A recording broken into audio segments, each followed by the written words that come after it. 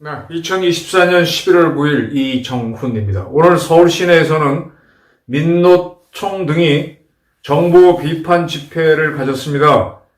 덕수궁 대한문 인근에서 열린 전국 노동자 1차 퇴진 총궐기 대회였습니다. 여기에서 충돌이 있었고요.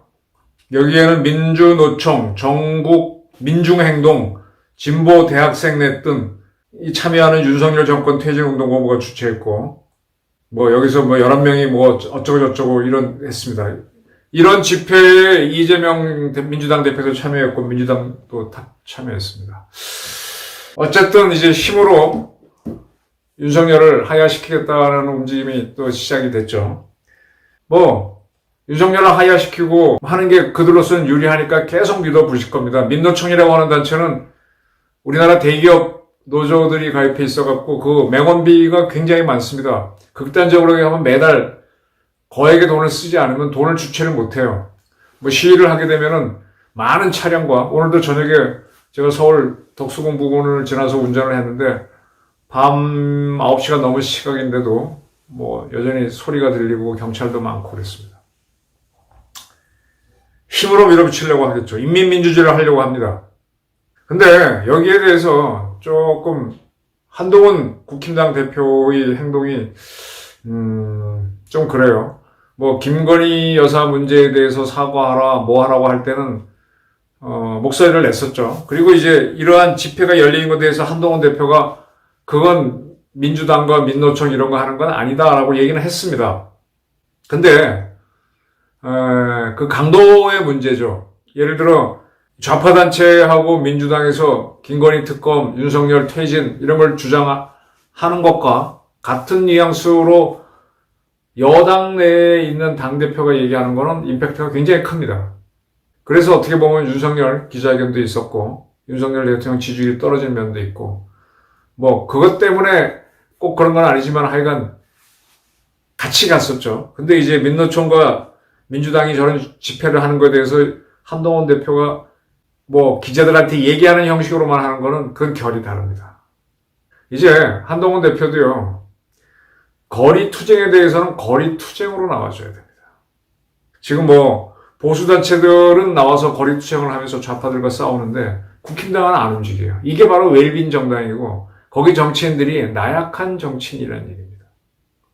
지금 이재명 씨는 사법재판을 앞두고 거리로 나와서 목소리를 질러댑니다. 이미 유죄를 받은 조국도 그런 스타일인데 국힘당들은 여간해서는 못 나와요. 그러니까 이제 정부를 비판할 때는 그거는 이제 목소리만 보태도 되고 그거 자체가 울림이 큰데 그 반대로 가투가 벌어졌을 때는 이 보수 세력들은 몸을 감춰버린단 말이에요. 그리고 이제 다른 단체가 나오는데 그런 단체들은 구구파다 이렇게 해서 차별화시켜서 자기들은 조금 나은 존재로 만드는데 사실은 그게 일을 더 꼬이게 만들고 국정의 동력을 죽여버린다는 거죠. 이게 문제입니다. 이게 문제입니다. 한동훈 대표가 윤석열 부부에 대해서 뭐라고 할 때 용기 낸 것만큼 지금 민노총이나 민주당이 하는 거에 대해서 말 한마디 툭 던지는 거는 그건 용기가 아니에요. 그거는 누구나 할 수 있는 겁니다. 이때는 거리 투쟁으로 나와줘야 됩니다. 거리에 나와가지고 한동훈 씨가 직접 마이크를 잡고 카랑카랑하게 소리를 질러야 그가 여당의 차기 대통령 후보로 떠오를 수도 있고 또 여당을 이끌어가는 게 되는 거죠. 그거 없이 그냥 여당 속에 야당으로 존재한다? 그러면 정치인이 아니죠. 한동훈에 대한 불만은 바로 이겁니다. 이걸 해냈을 때 다시 보면서 사람들이 인정을 할 수 있겠지. 그냥 저쪽도 비판했으니 여기도 비판한다. 그러니까 이제 보수 언론이 욕먹는 거랑 똑같은 거예요. 그 좌파들이 투쟁하는 거에 대해서는 경찰이 맞고 우리는 그렇게 안 한다. 이런 것들이 이제 축적이 되면서 보수가 애국자라고 하면서 추동력을 잃어가고 또 서로 간에 불신이 쌓이는 겁니다. 사실은 전우회라는 것도요, 현장에 가서 같이 뛸 때 만들어지는 거지 그렇게 말로만 해서는 만들어지는 게 아닙니다. 뭐 같이 뭐 해야 만들어지는 거지. 뭐 성명서 몇 번 한다고 그게 되나요? 안 돼요. 그래서 한동훈 씨가 이끄는 국힘당이 윤석열 대통령 부부 문제가 있다고 있겠죠. 예? 그 지적하고 그것 때문에 이제 윤석열 대통령 지지율 떨어졌다. 뭐 그렇게 된 것만큼 지금 좌파들의 극렬 시위, 민주당이 편승하는 것은 더 큰 문제거든요. 거기에 대해서 이렇게 구두로만 이야기하고 숨어 있는 거. 이거는 그전에 문재인 정권이 탈핵 정책을 펼치면서 원자력을 못하게 할 때 제가 탈핵 비판이라는 책을 썼고 그걸 국회에 가서 이렇게 좀 주면서 당신들도 좀 탈핵 운동에 반대라 그랬더니 국힘당 의원들 다 손살을 치고 숨었잖아요.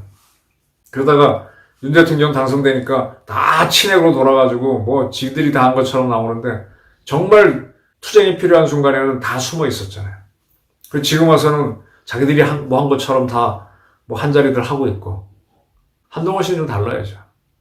또 그렇게 리스크 테이킹을 해야만 리더가 될 수 있는 거고.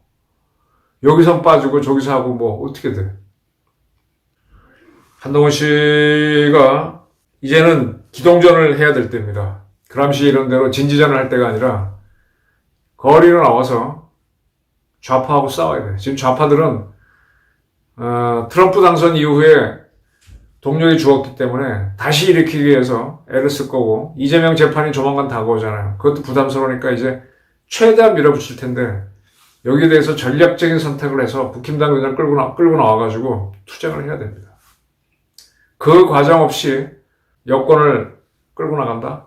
안 됩니다. 이건 홍준표도 그렇게 했기 때문에 안 됐던 거고 뭐 계속 안 되는 겁니다. 이 험한 일을 해야 됩니다. 제가 기자하면서도 현장에 안 가고 보고서만 쭉 받아갖고 판단하는 사람들 판단 제대로 못해요. 그렇게 포실하게 하게 되면 계속 틀립니다.